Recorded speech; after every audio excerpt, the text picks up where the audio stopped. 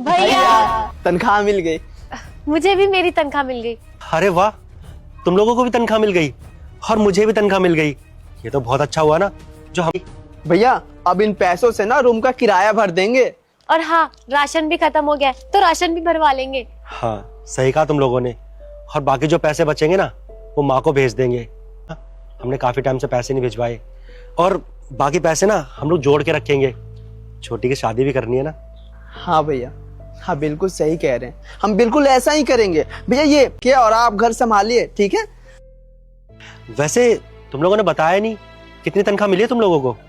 मुझे 7,000 रुपया मिला है। मुझे पूरे 10,000 रुपए। ये तो बहुत पैसे आ गए इस महीने। चलो सारा काम अच्छे से निपट जाएगा। अब अपने अपने काम पे चलते हैं। रुको, तुम लोगों को हाँ मैडम जी, तनख्वाह तो मिल गई है, लेकिन आपने ऐसा क्यों पूछा? कितनी सैलरी मिली है तुम्हें? हमको 7,000 रुपया मिला है। और मेरे पूरे 5,000 रुपए। और मैडम जी हमारी तनख्वाह पूरे 10,000 रुपए है। तुम लोगों को हमको 7,000 ही मिलता है और छोटी को 5,000 और भैया को 10,000, इतना ही मिलता है हमको। अच्छा ठीक है, थोड़ी देर बाद मैं बात करनी है तुमसे मुझे। ठीक है मैडम, पर कोई बात हुई है क्या?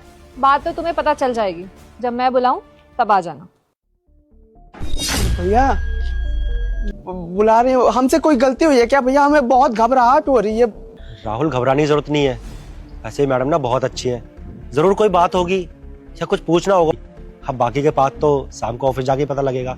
खैर छोड़ो, चलो अपना अपना काम खत्म कर लेते हैं। जी हाँ जी मैम। एक बात बताओ, मैंने तुम्हें सारे एम्प्लॉयज को सैलरी देने के लिए बोला था ना, तुमने दे दी? हाँ मैम, मैंने दे दी सबको सैलरी। सबको उनके हिसाब से सही सैलरी दी है ना? थोड़ी देर बाद ना मैंने सारे एम्प्लॉयज को बुलाया है ब्रीफिंग के लिए। तुम भी वहाँ पे पहुँच जाना, मुझे उनसे कुछ इंपॉर्टेंट बात करनी है। ठीक है मैम, मैं पहुँच जाऊँगा। पूछ रहे होगे कि मैंने आप लोगों को यहाँ किस लिए बुलाया है। मैं आपको बताती हूँ। मैंने आप सब लोगों को यहाँ इसलिए बुलाया ताकि आप सब लोग मिलके साहिल को थप्पड़ मारे।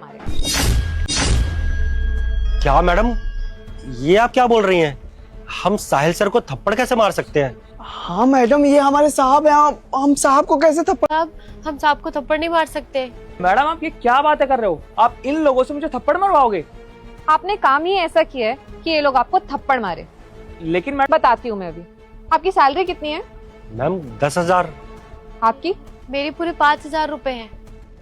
हमने बताया ही था 7,000 रुपया। सर झूठ बोल रहे हैं, हमारी तनख्वाह सिर्फ 10,000 रुपए ही है। नहीं नहीं मैडम, हम सच बोल रहे हैं, साहब झूठ बोल रहे हैं। हमें तो 7,000 रुपया देते हैं आप झूठ क्यों बोल रहे हैं? मैं बताऊं, आप सब लोगों की सैलरी उतनी नहीं है जितनी आपको मिलती है। आपकी सैलरी 10,000 नहीं 20,000 है, और आपकी सैलरी 5 नहीं 10,000 है, और आपकी 7 नहीं, जैसे आधी सैलरी मिलती है जो आपको ये देते हैं। सर जब हमारी तनख्वाह 20,000 रुपए है तो आप हमें 10,000 रुपए क्यों देते हैं? हम तो आप पे कितना भरोसा। छोटे लेवल पे काम करते हैं, गार्ड और सफाई कर्मचारी, इनकी 8,000 10,000 रुपए तनख्वाह होती है, इसलिए हम यहाँ पर काम कर रहे थे और आपने हमारी मजबूरी का फायदा उठाया। हम लोगों को आप तो हमें इसका मतलब कम पैसे देते हैं। साहब हम गरीबों के साथ आप सही नहीं कर रहे हैं, आपको देखिएगा भगवान माफ नहीं करेंगे। आपने ऐसा क्यों किया साहब? अरे आप इनकी सैलरी क्यों काटते हैं, बताएंगे? वो मैडम, मैंने इस महीने एक गाड़ी ली थी ना, तो उसकी EMI जानी थी, तो मेरी सैलरी में पूरा नहीं हो पा रहा था, तो मैंने इनकी। आप इन लोगों की सैलरी में से पैसे काट रहे हैं और अपनी गाड़ी की EMI भर रहे हैं। इतनी ज्यादा सैलरी मिलती है आपको, उसके बावजूद आप इनके हक के पैसे मार रहे हैं। और एक बात बताएंगे? अरे नहीं मैम, मैंने तो सिर्फ इसी महीने ऐसा किया है। शट अप साहिल, इनफ। झूठ बोल रहे हो सारी सच्चाई सामने आने के बावजूद। मतलब पिछले 6 महीने से बल्कि ये काम पूरा करते हैं और तुम उस पैसे से अपनी गाड़ी की EMI भर रहे हो। शर्म नहीं आती? इतने सीनियर एम्प्लॉय हो, तुम पे भरोसा करती हूँ मैं, तुम पे इतनी बड़ी जिम्मेदारी दे रखी है मैंने, और तुम उस जिम्मेदारी का मिसयूज कर रहे हो। शर्म नहीं आती ना? बस अब बहुत हो गया। वो तो मुझे पता नहीं था कि मेरे पीठ पीछे ये सब कुछ। अब तुम अपनी गलती का प्रायश्चित करोगे। तुम्हारे पास 2 ऑप्शन है, या तो तुम इस नौकरी को छोड़ो, नहीं तो तुम इनके जितने भी पैसे तुमने लिए ना वो सब वापस करो। लेकिन मैम मैं ऐसा कैसे करूँगा? मेरे खुद के अपने खर्चे हैं, मेरी गाड़ी की EMI जाती है और मुझे घर में भी पैसे देने होते हैं। मैम मैं मैनेज नहीं कर पाऊंगा। तुम अपना खर्चा कैसे, कुछ करने से पहले सोचना चाहिए था।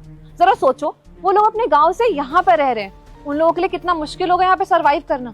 कितने कम पैसे तुम उन्हें दे रहे थे। शहर में खर्चे, इनकी जगह कोई और एम्प्लॉय होता ना, जरूर क्वेश्चन करता और ना ये कंपनी भी छोड़ के जा सकते थे, लेकिन नहीं, ये तुम पे भरोसा करते थे कि तुम इन्हें टाइम से उनकी पूरा तोड़ा है। इसलिए तुम्हारे पास सिर्फ 2 ऑप्शन है, या तो तुम ये नौकरी छोड़ो, नहीं तो इनके पैसे दो। ठीक है मैम, मैं करता हूँ इन लोगों के पैसे वापस। आज शाम तक इनकी सारी पेमेंट। ठीक है मैम, आज शाम तक हो जाएगा। और आप तीनों देखिए, मैं हाथ जोड़ के आप तीनों से माफी मांगना चाहती हूँ। इस बात की ना पहले भनक नहीं थी। अगर मुझे पता होता तो मैं आपके साथ कभी इतना अन्याय होने ना देती। पर अब मैं पूरा ध्यान रखूंगी कि मेरे कंपनी के हर एक एम्प्लॉय को टाइम। आप क्यों माफी मांग रही हैं? और आपकी क्या गलती है इस चीज में? आपको तो पता ही नहीं था ना कि हमारी तनख्वाह कितनी है। ये तो साहिल सर की गलती है जो हमें कम तनख्वाह देते थे। मैडम नहीं लग रहा है, और मैडम सच पता है ना, हमें बहुत अच्छे से मालूम है आप बहुत अच्छी हैं। हम यहाँ काम करने से पहले पता लगाए थे, तीनों भाई बहन। तो आगे हाथ जोड़े, ऐसे माफी मत मांगिए। एक कंपनी ना हमेशा एम्प्लॉय के ट्रस्ट से चलती है। आप लोग मुझ पर इतना भरोसा रखते हैं, उसकी मैं सच में शुक्रगुजार हूँ। आप लोगों का कभी भरोसा नहीं टूटने दूंगी। आप लोग मन लगा के काम करिए, आपको अपनी पूरी सैलरी मिलेगी। और हाँ, एक बात और, जब भी आपको लगे ना आपके साथ कुछ गलत हो रहा है, भेदभाव हो रहा है, तो जरूर उसके खिलाफ आवाज उठाइए। हाँ मैम, हम आगे से ध्यान रखेंगे। और आपका बहुत बहुत धन्यवाद हमारी पूरी तनख्वाह दिलाने के लिए। ठीक है, आप लोग अब काम कर लीजिए।